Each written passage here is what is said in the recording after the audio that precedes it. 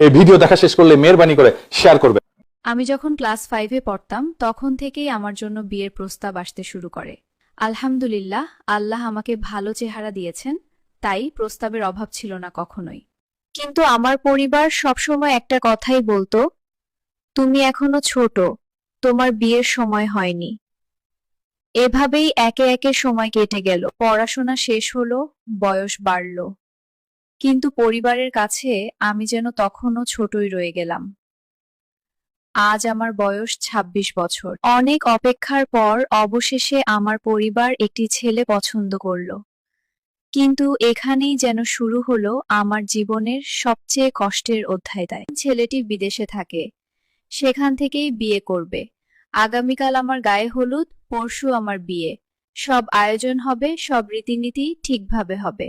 শাশুড়ি এসে আমাকে নিয়ে যাবে, বাসর ঘরও সাজানো হবে।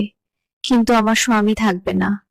যে রাতটা একটি মেয়ের জীবনের সবচেয়ে স্বপ্নের, সবচেয়ে অনুভূতির, সবচেয়ে কাছের হওয়ার রাত, সেই বাসর রাত আমি কাটাবো একা।